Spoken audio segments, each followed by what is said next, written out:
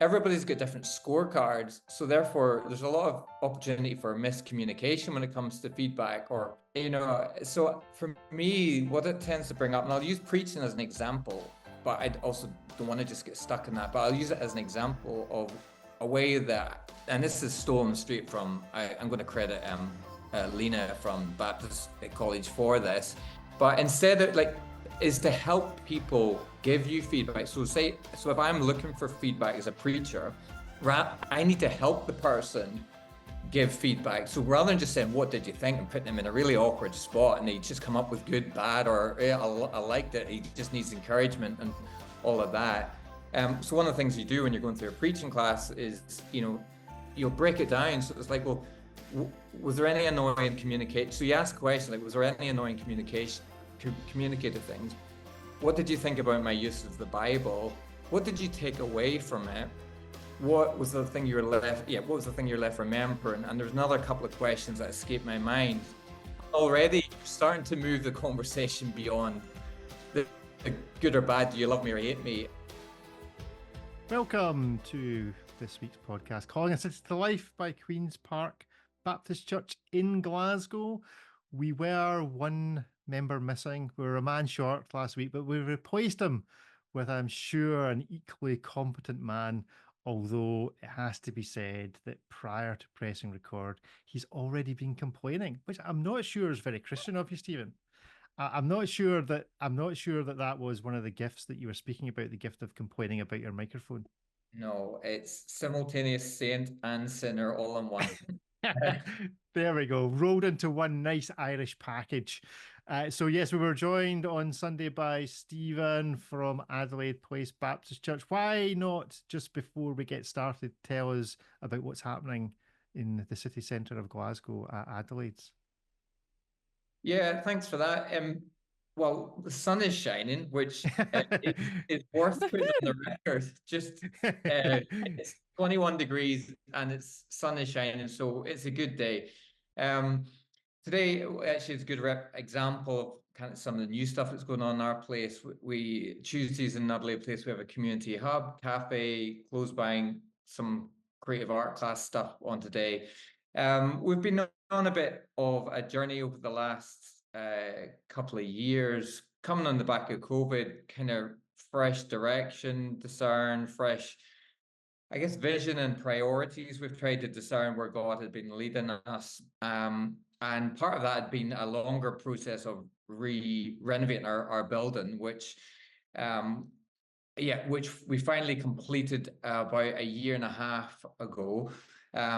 So we made a lot of changes, which has allowed us to lean into things like a new community hub. We felt God had been sent us as a church in the city centre to be, as part of our mission in word and deed, to begin with being tangibly present in the community, which with all the changes of COVID, of fires in this part of the city, of parking charges, all sorts of things, like having a community that's steady or tangible, to reach out to, let alone being one yourself, has been a challenge. So we've leaned into some of that aspect of our vision to be tangibly present through a community hub and through the building project that enabled that. And so we're starting to see some early fruit of that, which is really encouraging. With themes about going deeper in community with each other and practices and being present in our communities. And we've been also thinking a lot about the next generation and equipping and passing on the faith to the next generation. So all of those sorts of things are taking up our prayers, our stress, our attention, and everything in between, and our money. That's what's happening in Adelaide Place, among many other very normal things. Good. So you were given the task of preaching. I don't know, were you specifically given the text or just the subject? I was just given the subject. And the subject was? Knowing and contributing your gifts, under the background theme of, I think it was strengthening the heart of the fellowship, was the context I was given. Yeah, that's the theme at the moment. So you took us to 1 Corinthians chapter 12 and thereabouts. So why don't we start with a quick summary of your sermon? So knock it down into a 60-second set of bullet points. See if you can Yeah, be better than Brodie at that doing this. easy task. Thank you. Yeah, well, let me first of all try and say what I think it was trying to do, and then try and summarize as well what I said. So I think what the sermon was trying to do was certainly trying to lift anyone, when we get into that sense of rut with the sense of what God has for us in a community like church, it was to maybe take the blinkers off a wee bit from assumptions or getting too narrow about our gifting and our contribution, to encourage some fresh thinking. So that was the goal of the sermon, was to help with that sort of thinking, as well as, I guess, implicit within it, something of a leadership challenge was embedded in there of how to try and steward that. So I said things like, when it comes to knowing your gifts, there's a whole range, and don't get so narrow in terms of pigeonholing yourself into, this is my gift. Don't get too neat and tidy with that, because the Spirit might have something fresh for you. So that was a theme as I kind of went through very quickly the gifts that are mentioned in that passage. And then I guess I was doing a lot of framing in the sermon, which was, here's what it looks like when you think about this community Paul was leading. Here's the sorts of emphasis and sort of priorities that should come to the fore. Things about being Christ-centered, kingdom-centered, not about ourselves, being other-centered in terms of looking out for those underrepresented, and that interdependence, and touched upon the spectacular and the ordinary gifts, but kind of brought it back to that sense of spirit dependence, as well as the flow out. It's not a flow just to make ourselves feel good, it's ultimately a flow out. So that was the sorts of things we covered. There's a fair amount, but like to say, it was all with that goal of trying to just say what could be rather than just what is. I don't know which was more of a futile task, asking another Baptist minister to say something in 60 seconds, or an Irishman to say something in 60 seconds, but it turns out you're just as bad at it as Brodie is. There But you a go. very good summary nonetheless. There Summary. you go. It's a great summary. It was a great summary. Yeah. Richard most definitely needs to come to the QP School of Leadership to learn how Yeah, to he do emotionally definitely- healthy relationships. I'm So just putting that out there. I will take What are you all. saying, Mike? I'll take it all day long. I do not mind it. No, that was very good. It was a great sermon. Myself and Jackie, it turns out, weren't actually out on Sunday morning to see it live, but we have listened and watched it on YouTube. So that's just a reminder to everybody that there is a Queen's Park Baptist YouTube channel, which you can go and use to catch up on sermons, etc. Brodie, good morning. Good I think Nancy morning. said good morning Good officially. afternoon. Well, yeah, it's true. It is afternoon. You've It's lost the I'm plot. Pavlov dogging into this in terms of, when I'm used to recording these. Brodie, was it good having the weekend off? I'm sure you did nothing. Well, it's not a weekend off. It was good to. I've met Steve in various contexts, but I've never heard him preach like so many other pastors. I guess we know of each other, but so often you haven't heard each other preach. So it was good to hear Stephen preach, and really enjoyed what he had to share, and the challenge of and the encouragement of the word. Good stuff. And Jac, how are you? I'm good. And I would like to say, I mean, this is the blessing of, so we have a farm, and I do physical work in the morning, so I can listen to things repeatedly. And I've listened 3 times today, Stephen, because I enjoyed it so much. I thought you did a great job on Sunday.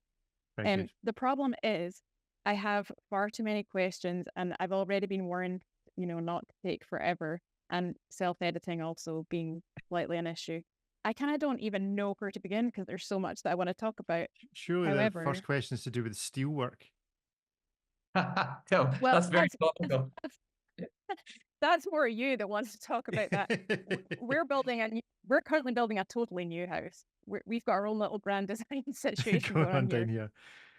Yeah. We're So I feel your near in steel and pain. feeling your pain. Yeah. Listen, I'm biting my lip here because I could go off on one about that, but I'll not. We'll share notes afterwards. Yeah. Good stuff. Right, well, Jac, get on with it then. Let's hear some questions. Okay, well, it's maybe more of a statement that can be thrown in for discussion, but I think something that gets in the way of us understanding our gift is how we perceive success within those. And I think of that particularly if you were to talk about, for example, someone having a gift in healing. And that's really easy for people to decide they don't have that gifting, because if they pray for 10 people and none of them are healed, then they decide they've disqualified themselves. And this is the sort of complex place that we end up in, where we bring ourselves to God for him to do with us as he would choose to do. But we are not responsible for the outcome of what we do and how that success is perceived. And I was thinking about it particularly in the context of healing, which I think in some ways can be not contentious, but can cause distress for people. Is you can still have the gifting if you believe you're called to it, if you believe that that's where your passion is, if you are faithful to push into it, even when you come against not seeing your prayers being answered. And that's very different from us deciding that having a gift of healing needs to look like, when I pray for people, they are healed always. And I feel like this is the big stumbling block for us in churches, is what we perceive the success of having that gifting looks like, as opposed to being faithful to operate in something that you believe God has called you to, even when it's difficult. So discuss. I very much agree with both. I think it applies quite broadly. I think we could almost go off down a rabbit warren, which might be a helpful one, around of success in general and in the gifts and performance life of a church, if you like. It's really interesting you bring up the gift of healing, because it in some ways it presents a great case study, gets to the nub of things. It brings up to me and I find it hard to define this, because on the one hand I believe we have gifts that are kind of resident in our DNA, but also I was kind of hinting at the being too possessive of,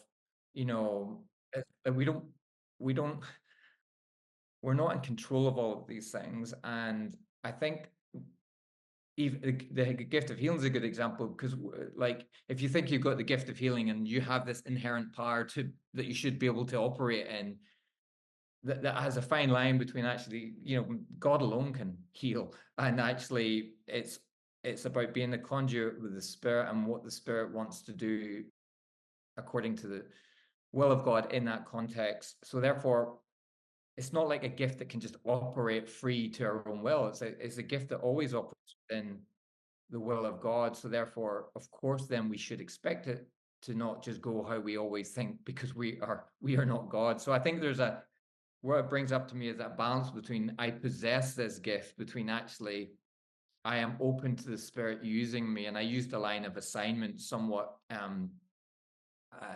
as a bit of just a curveball throw in to make that as a point. But yeah, I think that it's a very interesting slant, particularly when you bring in the question of what is success. Jackie, I think as well, and I know Stephen kind of like talked about, oh, I'd love to go here, but there's just not time. Of, it's where Paul goes next, of, I'll show you a more excellent way. And he starts to talk about love.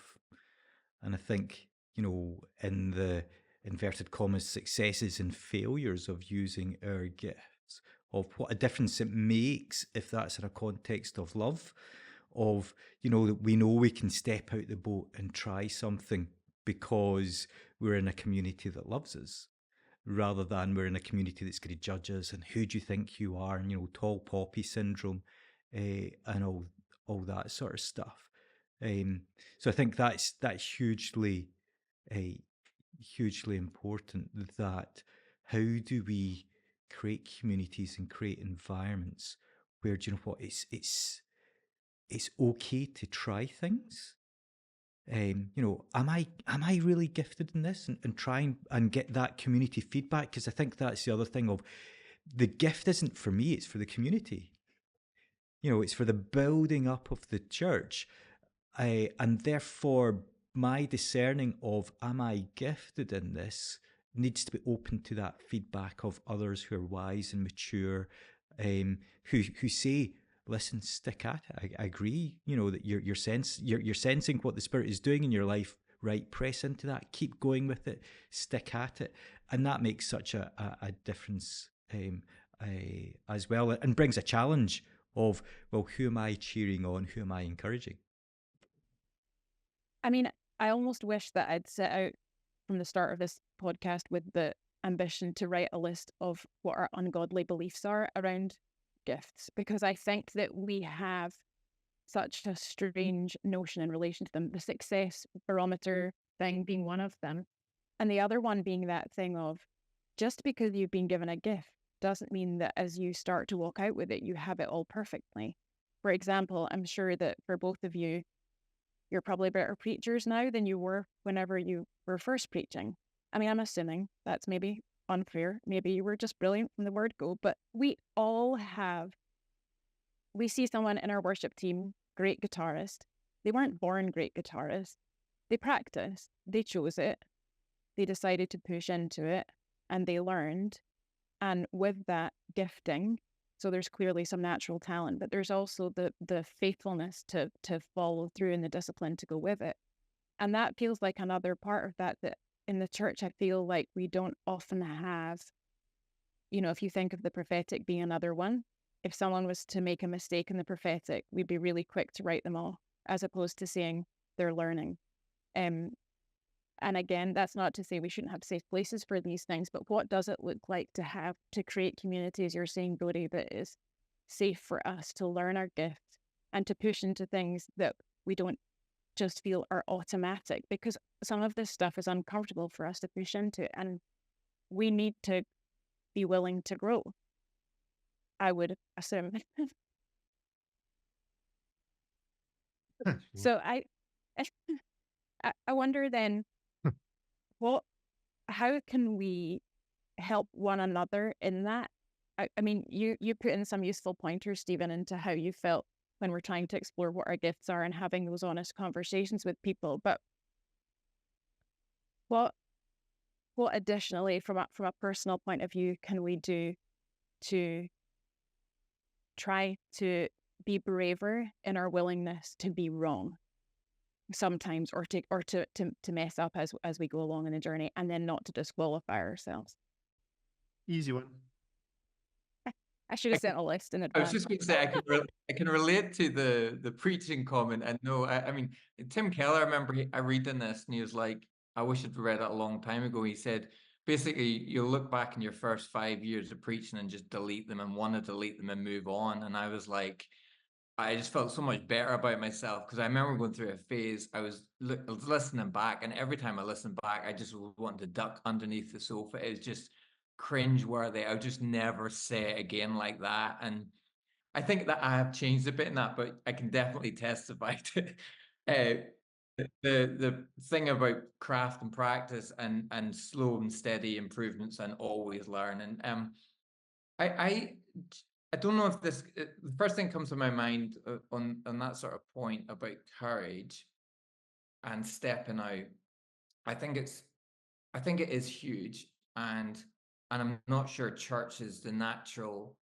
Sadly, I don't think churches are always the natural place for it. It should be, but I think we're often I don't know if it's people just think, people just seem to have it covered, or they look at maybe some gifts are so emphasized, maybe like the preaching and worship, and people come into a community and think things are just covered here, right? They got this, and so maybe those who are deemed to be by the community more prominent should show their working out a bit more, i.e. their vulnerabilities and struggles a bit more, and find avenues to express that. I think would definitely help people realize, all right, so maybe even down to like confessions of a preacher, a pastor, or something like.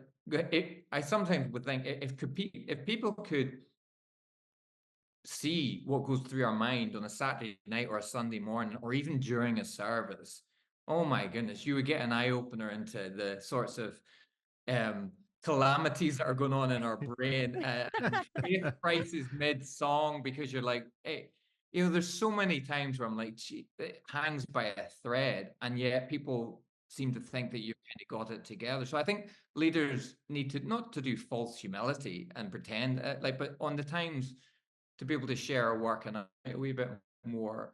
I think the other thing that came to my mind was the courage to grow, which I was kind of getting at in the conversation, but you could take that further, is the whole way to enroll in feedback and I don't know, there's a lot of sensitive souls, myself would be the one of them.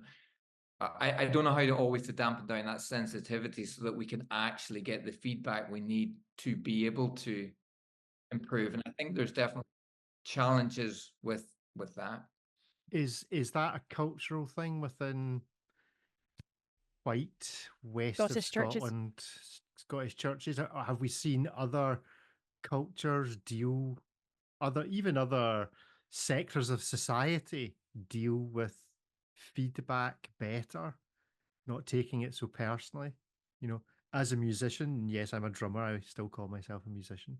We do tend to be very overly sensitive when it's something so personal that you view as being your thing, that somebody says, oh, well, I was just a little bit off. Now, you may know 100%, you know what, you were right, but that doesn't make it any easier to hear from a third party.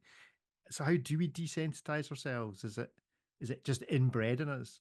Yeah, so I don't know that it's so much about desensitizing ourselves, can't even say the word, but of building those relationships.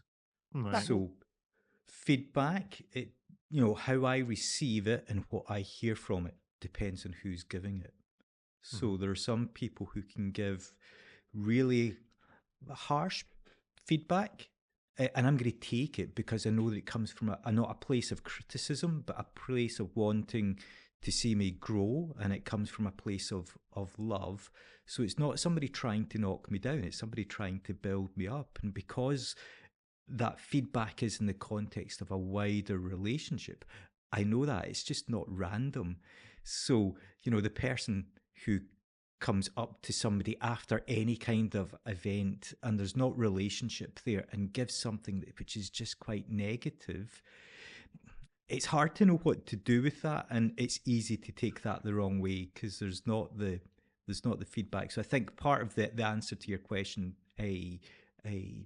Richard, is certainly from a QP context of we try and do things in teams, and in those teams hopefully we're building good and healthy relationships where we can give each other feedback and we can take and receive that feedback. It's sometimes a bit harder, though. We need to be open to people outside those teams speaking in, and it's good to get those outside perspectives. But I think the challenge is building those relationships, and relationships take time and effort and space and grace and all those things that very often we seem in very short of. Yeah, one of the things that I completely agree with, that relational basis, Brodie, is I mean, you live or die in a sense on that. If like I even to give feedback, the question I need to check in on myself before I give it: am I for this person? Am I genuinely for them? But to the cultural piece, I think there is a cultural thing, and it's any amount of things. But things like, just for example, like how a baby boomer will weigh up what success is of a sermon, a church experience, what a Gen Z or millennial or whatever will be very different things. And so everybody's got different scorecards. So therefore, there's a lot of opportunity for miscommunication when it comes to feedback, or, so for me, what it tends to bring up, and I'll use preaching as an example, but I also don't want to just get stuck in that, but I'll use it as an example of a way that, and this is stolen straight from, I'm going to credit Lena from Baptist College for this, but instead of is to help people give you feedback. So if I'm looking for feedback as a preacher, I need to help the person give feedback. So rather than just saying, what did you think, and putting them in a really awkward spot and they just come up with good, bad, or I liked it, he just needs encouragement and all of that. So one of the things you do when you're going through a preaching class is, you'll break it down. So it's like, well, was there any annoying communication? So you ask a question like, was there any annoying communicative things? What did you think about my use of the Bible? What did you take away from it? What was the thing you're left? Yeah, what was the thing you're left remembering? And there's another couple of questions that escape my mind. Already, you're starting to move the conversation beyond the good or bad, do you love me or hate me, and actually starting to actually get really useful information that is kind of, because you've set out your stall like that, it's kind of transcended the normal reticence with feedback. And so you've also helped the person with the sort of challenge of that moment. And we've talked about that in-house here a wee bit, about that principle about all areas. Like, can you break it down and get the feedback you need in order to grow? I like that a lot. Yeah, that is good. But I think also in that it allows you to depersonalize it, because it's not, that's one of the biggest issues with these things, is we always see it exactly that. It's that banner of, well, do they love me or do they not love me? And that's all that really matters. We've actually lost the ability to hear the things that people are saying, which I think is so key. But it made me think, as part of your introduction, you were talking about that what is can stop what's next, and that our collective histories in a church can stop us pushing into things and so on. But I was also wondering how much, given what we've just been saying, how much that if we have had a negative comment or a criticism, it has actually led us to stop pursuing something that God has called us into gifting with. And how do we deal with that hurt and remember that gifting, which could be, for some of us 20 years ago or longer, and feel like the gift isn't disqualified because there was a criticism? How do we do that? I'm giving all the easy questions today, clearly. I'm a sucker for just diving in there and taking the bait and going for it. So You go for it. Again, and I was aware of this on the topic. On the surface, it's like, oh yay, it's a nice topic, gifting, and everybody likes to know their gifting. But on scratch a bit below the surface, fine well, it's a painful topic, because in all honesty, I've been in a situation many times where my sense is people have sometimes left our community, and I think it's because they've not found their place. And sometimes I any amount of reasons could be reasons that I don't think we actually really looked out well for them, or they were moved out of something in a way that wasn't the way it maybe could have been done best, or things, even when things were done well, whatever that means, they've still felt out of place and therefore left. So I say that knowing fine well, it's not just a nice and easy neutral topic. And I say that to validate, it obviously does run pretty deep, and I have to remember that all the more as somebody's, put in place with a lot of responsibility and sometimes freedom. So I think.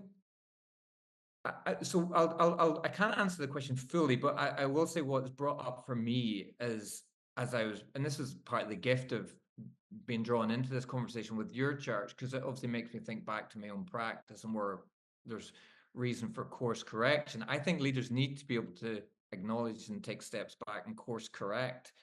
By that, I mean, gosh, I'm sure I did some things right when I came to Adelaide Place, but I'm also sure I got some things wrong, or did the right thing in the wrong way, and all sorts of things. And is there always a way to come a few steps back to go like, hold on, I'm not sure if we've actually created enough space here for X, Y, and Z. And I think it's brought up that a bit for me, and I don't have the clarity of where those areas are, but my sense is, just to check in on myself. So that's from a leadership perspective. I think the hard thing from a personal perspective, if we've been the one sidelined or hurt or just felt wings are clipped, basically, I mean, my mentor in Aberdeen always said you can only move on from a place of reality. And I think it can be embarrassing to admit it could be. Here's the thing, it's embarrassing sometimes. It's like it's a comment that just lingered for years and it's really disproportionately affected you. It can feel silly even to mention something like that, but I think you at least have to begin to admit this is actually where things start to really hurt, and not admit necessarily to the person or whatever, but just to yourself, to begin to move on from a place of reality rather than, put it out there as something else and create smokescreen issues, because actually we're all sensitive and actually we all need validated, and actually it's not silly to think I've been overlooked or unwanted or not rated. That is a deeply hard thing as a human being. So I think a wee bit just validating that for ourselves rather than making ourselves wrong or silly about that would be a starting point. Yeah. And Brodie, how much of this is coming back to what we always end up talking about, which is identity related? And because even in the message, even in the point when Stephen was talking about ordinary giftings, I think like that whole thing of, do we all, I mean, probably some people don't, but do a lot of us want the flashy gifts or the things that make us feel more fabulous about ourselves, as opposed to the run-of-the-mill mundane things which feel like they have less value when they don't? So it kind of all gets wrapped up in the fact that it's not about us, and again, it's all about Jesus. Like, is this really the thing that is underlying all of the issues that we have in relation to it? In many respects, I mean, I think, do you know what? I find it so easy to be super holy when I am on my own and by myself. But that's challenged incredibly when I meet other people. Um, and therefore there's an element of that to be expected of the challenges and all of this are moments for us to reflect and say, God, I'm not there yet. I need more of your grace in my life, and for you to do a work in that, hey, I thought I was really secure in the fact that you just love me for who I am and what I do, but quite clearly, my need for affirmation is like not quite what and so it brings up all that stuff, and that's good. So rather than seeing that as a failure, of seeing that as actually an opportunity, to kind of like really grow in that and work in that. I think key in all of this is, do you know what? Up high in the enemy's strategy is, let's divide people, let's hive them off, let's isolate people.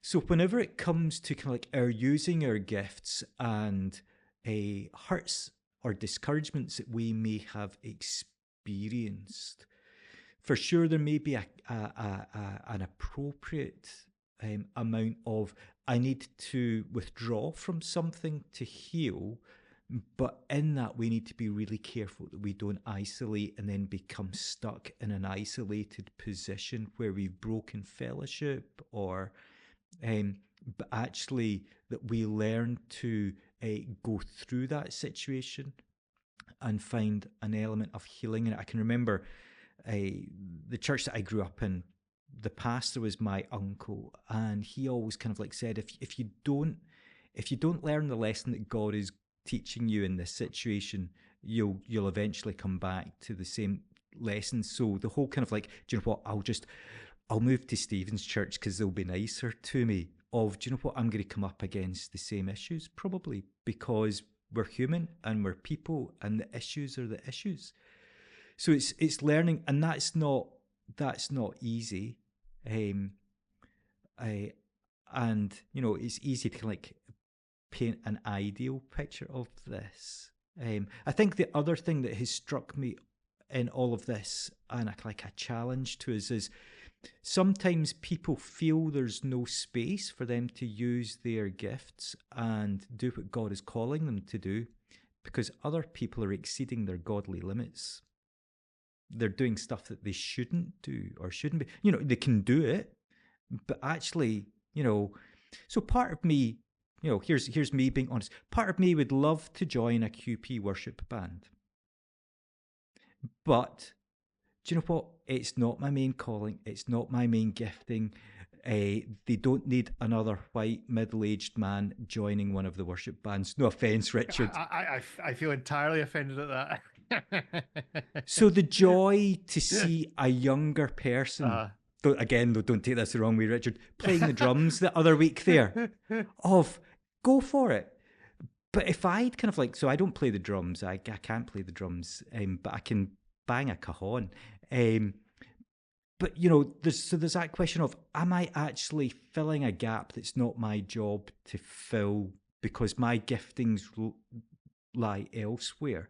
Am I exceeding my godly limits and taking up all the oxygen in the room, and actually somebody else needs a go? So particularly those of us who are a bit longer down the road, you know, who is it that we're encouraging? Who is it that we're bringing along? Who is it we are helping identify their gifts and giving room for that? And that's a challenge all the time, and is so much easier to say than to do. But it's something that I feel challenged on. Well, maybe if we swapped roles for a weekend, Brodie, people would appreciate both of us more. They would certainly appreciate your because I can't do the hands and the feet thing at the same time, and I get lost partway through and lost in my own wee world. So yeah, it wouldn't work. just put in there. Good stuff, Jac. I'm just finding this conversation so difficult because as you're speaking, I keep saying different things that I want to talk about, and it's just such a crazily big topic. It's just, we need to do this for another month, I think.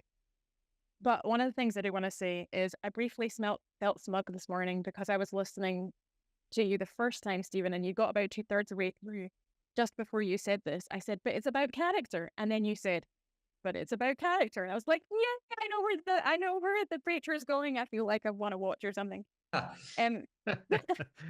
I do want to talk about the character piece for this, because I also feel that for some of us, there is a little bit of when we've been given little and how we've stewarded it, or how we haven't stewarded it, can sometimes get in the way of what else God has for us, particularly if jealousy, envy, frustration towards others also gets in the way. And I'm thinking particularly if we don't have the capacity to bless those who are doing on an outwardly looking way better than we are, then we can get in the way of ourselves. And how do we unravel that if we're stuck in that place, Stephen?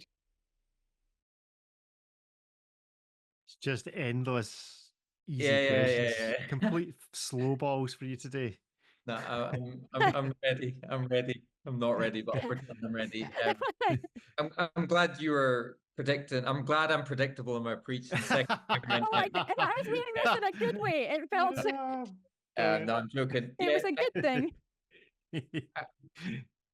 I was hoping I would get a bit of bite on the secularized thing, the spirit dependency thing, and the character thing, because it is very easy to just adopt, I'll use the term worldly sort of approach to power and just adopt that. Like basically all we need to do in church is get smarter and better, and we adopt the visions. It comes back to we said at the start about visions of success, and therefore in comes the avenue of a way of competing, and therefore in comes the entry point to things like jealousy. And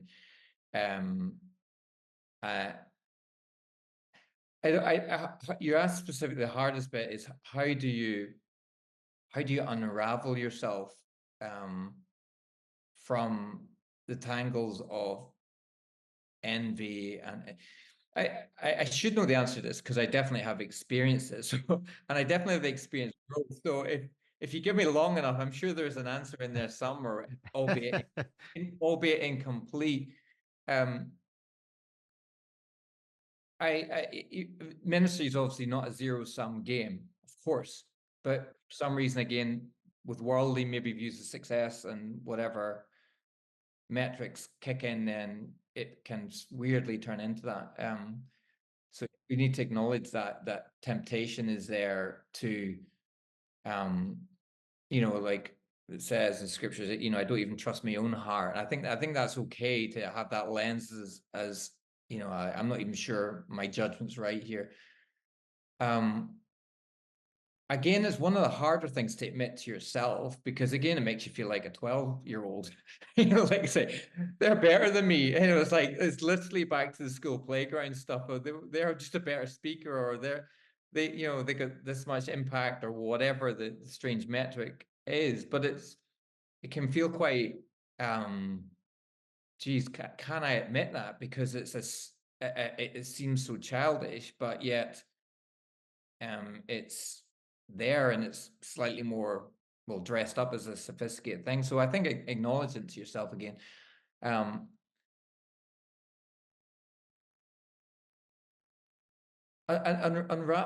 I guess for me, where I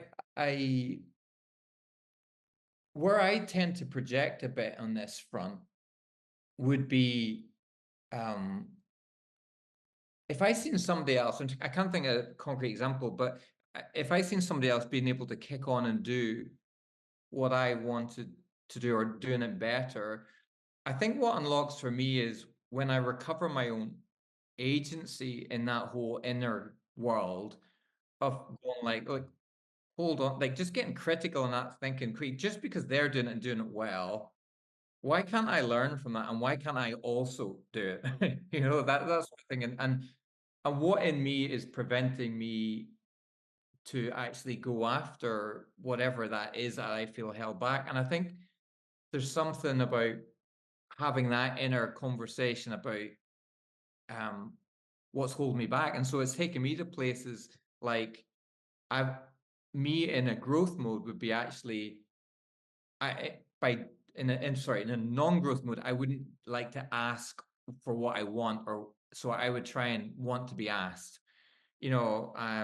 So if there's an opportunity I want to explore, I'll wait till I get asked, rather than saying, actually, would you help me? I actually really like the fact that you're doing a podcast, or that you're teaching there. Like, I would love to do that.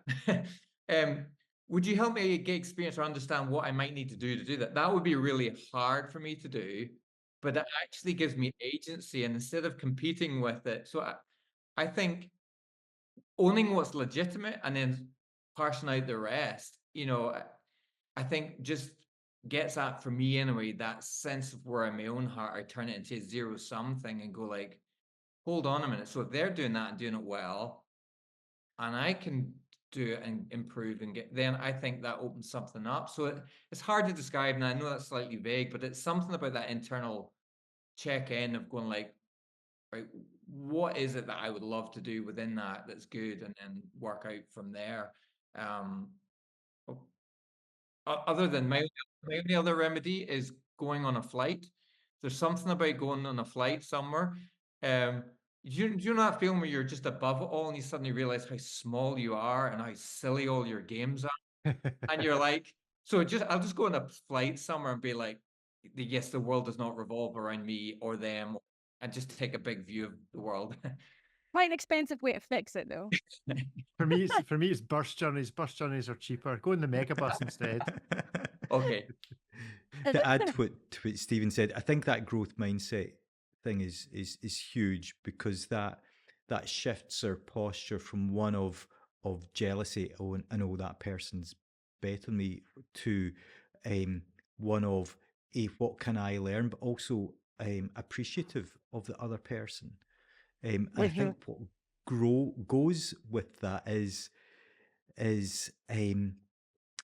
the discipline of pray for the person that you're jealous of. Yes. That God would bless them, because 100%. in that posture, because I think a lot of this is about kind of like changing our posture, which eventually changes our heart and our direction, kind of thing of praying for the person that we kind of like,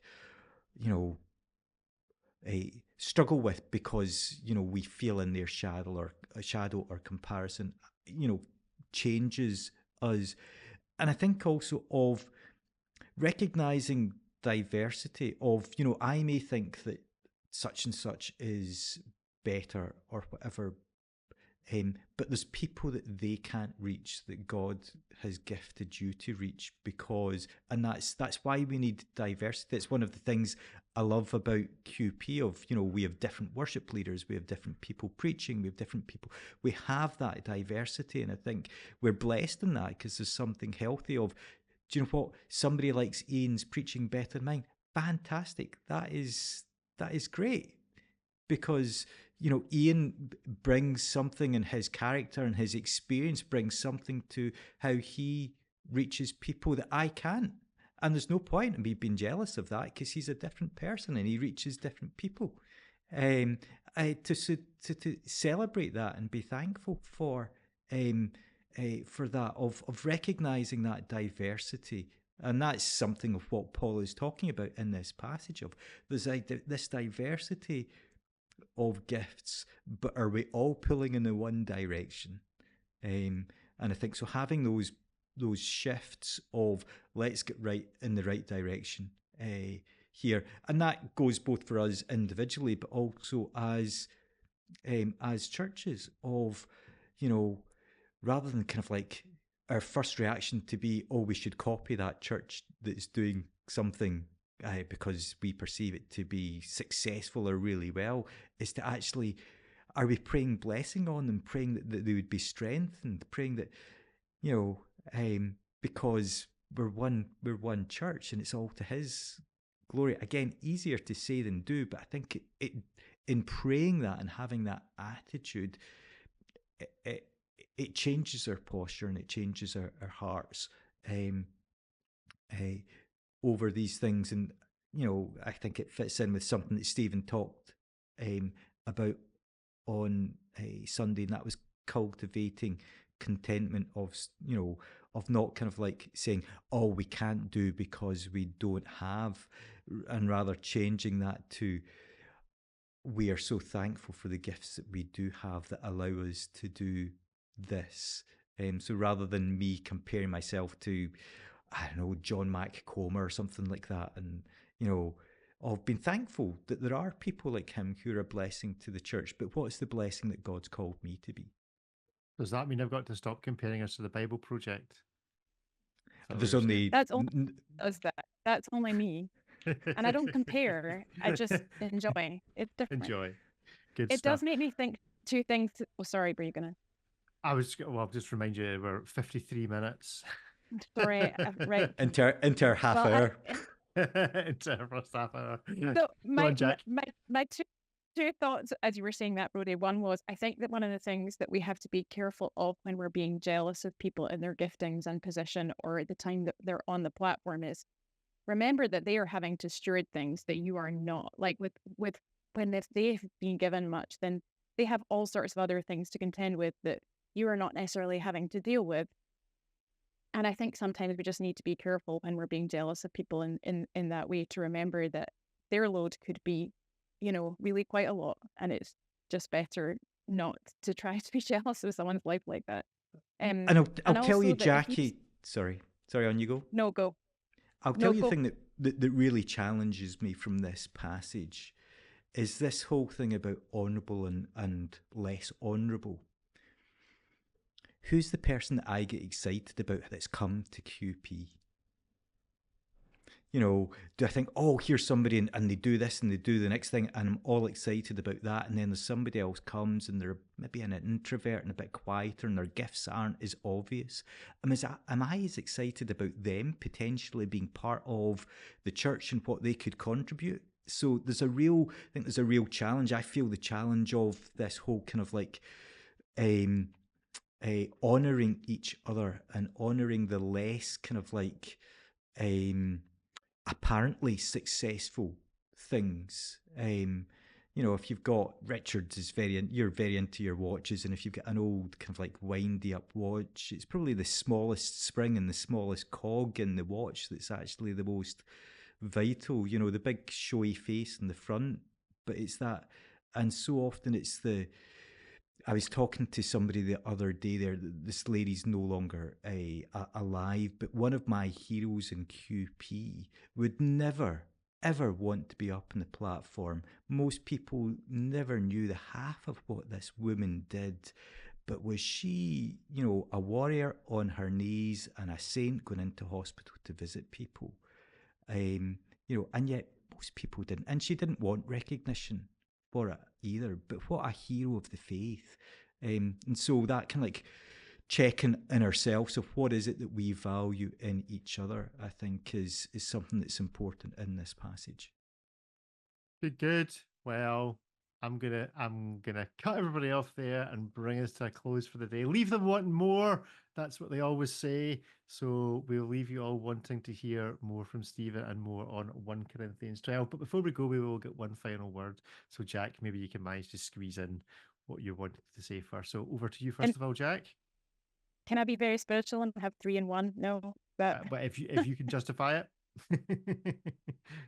Well, I was going to say, if you see somebody in an area of service or in an area of gifting that you're really passionate about and you're hungry for it, I think there's something really powerful in being of service to the person that you sort of aspire to be working in that area. I think when you sort of can be servant-hearted towards them, I think it's a great way to grow.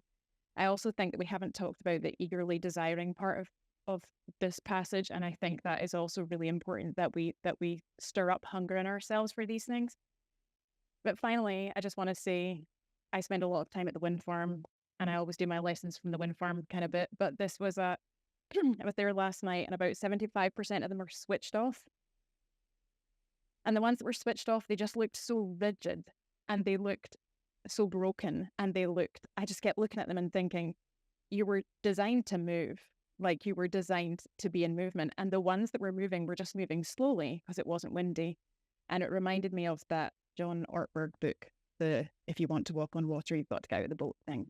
And I feel like sometimes we just need that bit of movement to be demonstrating our willingness to move as the Holy Spirit wants us to. And I'm shutting up now. Brodie, final word from you? I have no final word. I have no final word. Well, that's excellent. Everyone. That's it. That means that Stephen can take some extra time. Stephen, you preached it, so final word to you. Generous. Thank you, Brodie, for the extra time.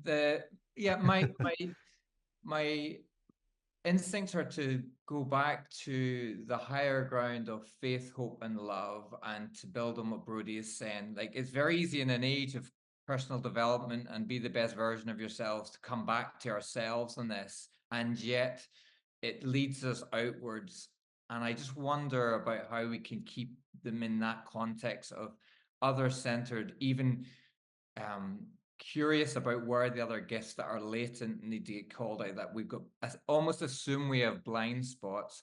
So to leave with that, but also within it, a question about the necessity or the place of vision, which empowers direction and culture. Because I do think vision and direction is helpful for a community so that we don't see the gifts in an end of themselves to build each other up without the flow into mission. And I think that's where direction can be really helpful for people to know how to plug in and play.